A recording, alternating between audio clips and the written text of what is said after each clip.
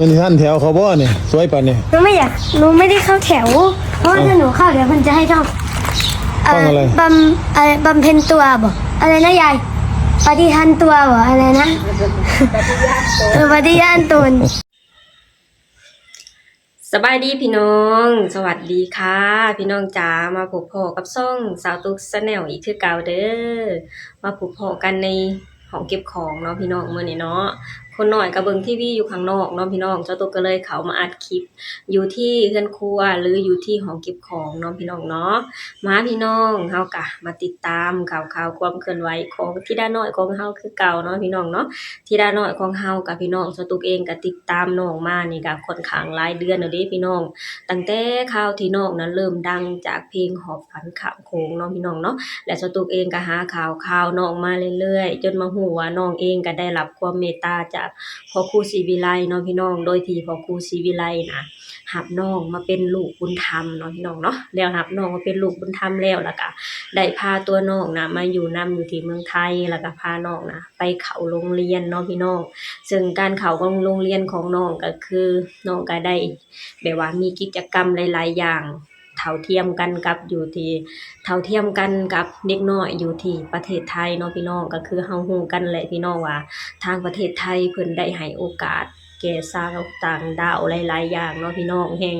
น้องเองได้มาเป็นลูกบุญธรรมของพ่อครูศรีวิไลน้องเองก็จะได้รับโอกาสดีๆค่อนข้างหลายอย่างเนาะพี่น้องและสตุกเองก็พอฮู้ข่าวว่าน้องธิดาลาวนะได้รับ โอกาสดีๆจากพ่อครูศรีวิไลโดยการที่พ่อครูน่ะ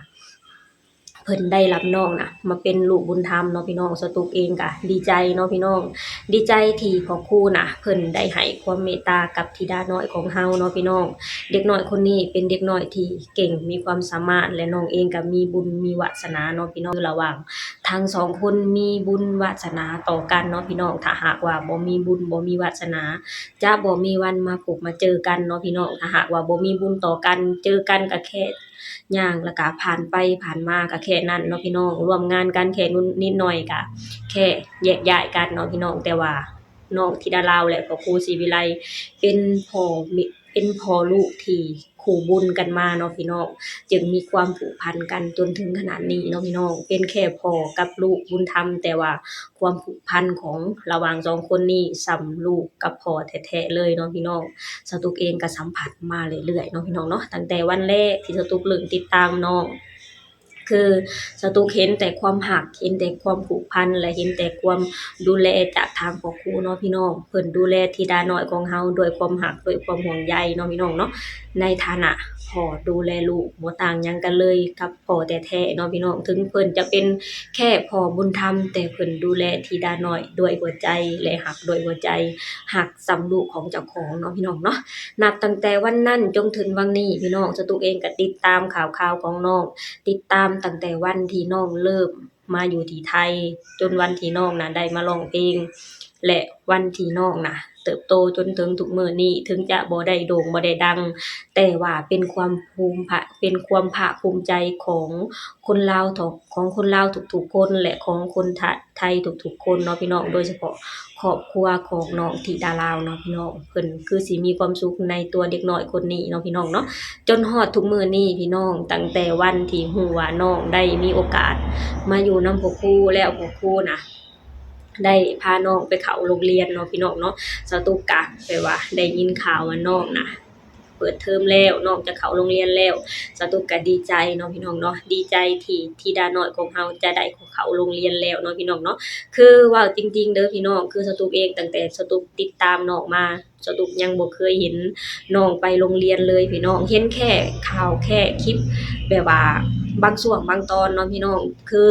ตอนที่น้องเข้าน้องก็เคยเอาลงนั่นแหละพี่น้องแต่ว่าช่วงนั้นก็แบบว่าบ่เคยแบบว่า เว้าง่ายๆคือแบบว่ายังบ่ค่อยได้ติดตามน้องปานใดเนาะพี่น้องเบิ่งแค่ผ่านๆเนาะพี่น้องเนาะมาบัดที่นี่คือมาช่วงนี้สตุกติดตามน้องโดยตลอด ติดตามทุกฝีก้าวเบิ่งทุกฝีก้าวของน้องทุกการเคลื่อนไหวของน้องเนาะพี่น้องพอมามื้อหนึงน่ะได้ยินข่าวว่าธิดาน้อยน่ะจะได้เข้าโรงเรียนแล้วก็ดีใจเนาะพี่น้องเนาะดีใจส่ำแบบว่าแม่เห็นความเจริญเติบโตของลูกเนาะพี่น้องพอมื้อหนึงน่ะ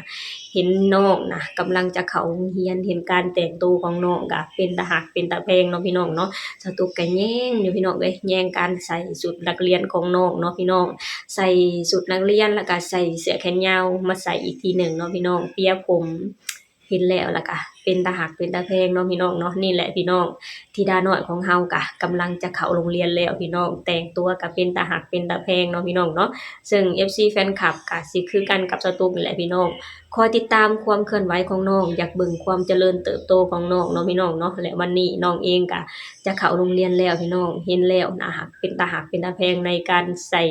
เสื้อผ้าหรือการใส่ชุดนักเรียนของน้องเนาะพี่น้องเนาะไปพี่น้องเดี๋ยวเราไปชมคลิปนี้ไปนำกันเนาะพี่น้องก่อนอื่นหมดสตุกเองก็ต้องขออนุญาตทางเจ้าของคลิปเด้อนั่นก็คือพ่อครูศรีวิไลเนาะพี่น้องเนาะไปพี่น้องเดี๋ยวเราไปชมคลิปนี้ไปนำกันเลยเด้อ เป็นท่านแถวเขาบ่นี่สวยปานนี่ หนูไม่ได้เข้าแถวเพราะว่าถ้าหนูเข้าเดี๋ยวมันจะให้ท่อง ท่องอะไร บำเพ็ญตัวบ่อะไรนะยายปฏิทันตัวบ่อะไรนะปฏิญาณตน เอาลองปฏิญาณดิ ตัวได้ หนูบ่ได้ แล้วก็คำขวัญโรงเรียนหนูว่าไม่ได้อ่านเนาะ ไม่อ่านไว้ไม่ศึกษาไว้นั่นน่ะ ให้หนูอ่านจังใดล่ะ ไป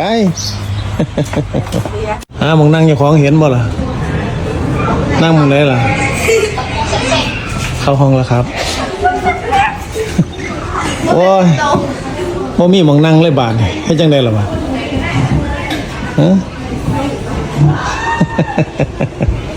มาโรงเรียนวันแรกครับที่ดาลาวหาที่นั่งไม่เจอ เป็นจังไดพี่น้องพอได้เห็นคลิปไปนำกันแล้วเนาะพี่น้องเนาะเห็นการนุ่งถือเห็นการใส่เสื้อผ้าของน้องก็เป็นตารักเป็นตาแพงพี่น้องแย่งน้องเนาะพี่น้องเนาะน้องเองก็เป็นเด็กที่หน้าตาก็สะสวยเนาะพี่น้องหุ่นห้อยก็สวยพี่น้องใส่ชุดอะไรก็เป็นตารักเป็นตาแพงเนาะพี่น้องโดยเฉพาะใส่ชุดนักเรียนเนาะพี่น้องเนาะเปลี่ยนจากแบบว่าเปลี่ยนไปเป็นคนละคนเลยพี่น้องจากที่เป็นเด็กน้อยขี้ดื้อเนาะพี่น้องเนาะพอมาใส่ชุดนักเรียนเท่านั้นแหละพี่น้องเปลี่ยนไปเป็นคนละคนเลยพี่น้องงามสวยเป็นตารักเป็นตาแพงเป็นตาแยงคือเก่าแหละเนาะพี่น้องเนาะส่วนทางพ่อครูศรีวิไลก็แยงลูกพี่น้องทั้งแยงทั้งหยองเนาะพี่น้องว่าไปสวยขนาดนี้จะทันเรียนแถวบ่เนาะพี่น้องเนาะก็จะเป็นประมาณนี้เนาะพี่น้องเนาะนี่แหละพี่น้องมื้อนี้สตุกเองก็พาพ่อแม่พี่น้องมาชมความเคลื่อนไหวหรือมาชมพัฒนาการของน้องหรือความน่ารักของน้องไปในแต่ละมื้อเนาะพี่น้องเนาะซึ่งมื้อนี้น้องเองก็จะได้เข้าโรงเรียนแล้วเนาะพี่น้องเนาะเฮาก็มาคอยชมมาคอยติดตามมาคอยเบิ่งพัฒนาการของน้องไปนำกันเนาะพี่น้องเนาะเพราะว่าในแต่ละมื้อ